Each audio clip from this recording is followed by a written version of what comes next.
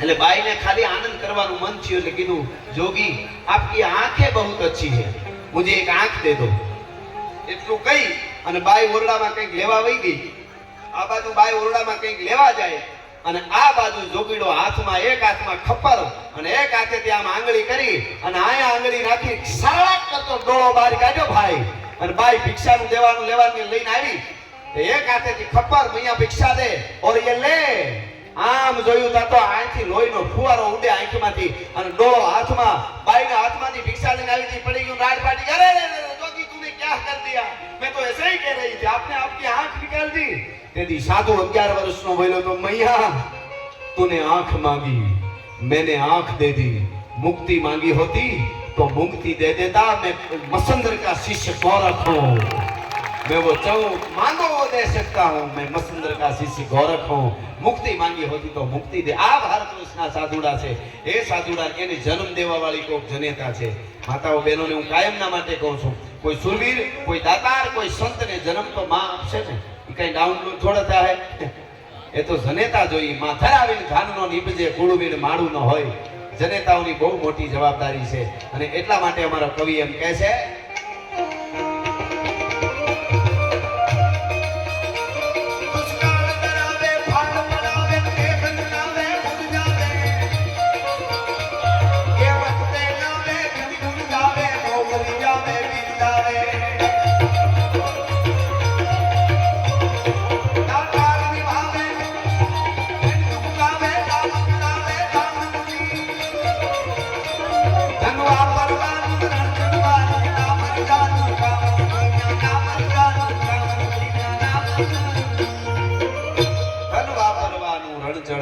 ભજન કરવાનું એ ના મરદાનું કામ નથી મારે એક પ્રસંગ કેવું પણ એની પહેલા બહુ જાણીતું ગીત છે આજે લગભગ સમગ્ર ગુજરાત નહીં ભારત નહીં પણ જ્યાં વિશ્વમાં કોઈ દેશમાં પ્રોગ્રામ હોય ને મારું આ ગીત ગવાય છે ખૂબ સરસ રીતે સાંભળે છે બધા એટલા માટે દ્વારકાધીશને યાદ કરી આપણે ભાગવતનો ફળો છે એટલે અરે વો ખો તો દુનિયા છે લોખો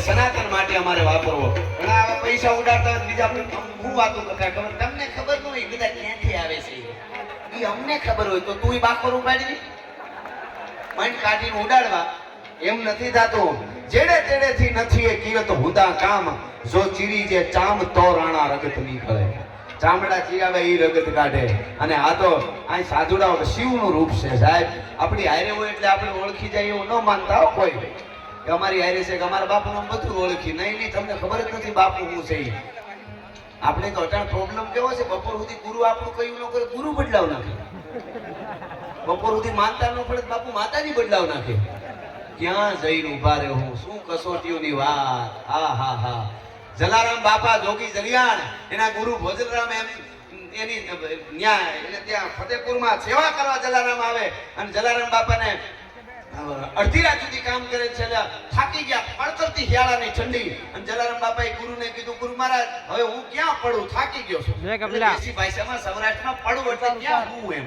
પડવું એટલે ગમે ત્યાં હુઈ જવું એમ બાપુ હું ક્યાં પડું એટલે બોલા તો અવળવાણી વાળા થોડાક હતા ફાટક પ્યાલાનો બાવલીઓ સંત હતા એ ભોજરામ બાપુ એટલે એને શું કીધું કે હું ક્યાં પડું જલારામ બાપા કે તો ભોજરામ બાપુ કે પાટમાં પડ સાહેબ ગુરુ આદેશ કોને આ તો કે ગુરુ મારું માનતા ને હારો રૂમ નો દે ગુરુ બદલાવ નાખે બોલો અમુક સેવક તો એવા એકચ્યુઅલી બધી સુવિધા કરવી પડે. હવે શું વાત છે, મેં કીધું એમ એની તાકાત, એને સીપીઓ, એની ભભૂતિ, એની આપણી હારે છે. હું તો સાધુડાઓને બસ મારા સનાતનના સાધુડા છે ને ઈ જ્યાં સુધી ધરતી ઉપર રહેવાના છે ત્યાં સુધી સનાતનનું મૂળિયું કોઈ નો હલાવી શકે. હું તમને જાહેરમાં કહું છું, ભલા માણસ, આ હકીકત વાત છે. ત્યાં સુધી અડીખમ રહેવાનું છે આ વાત. એટલે એ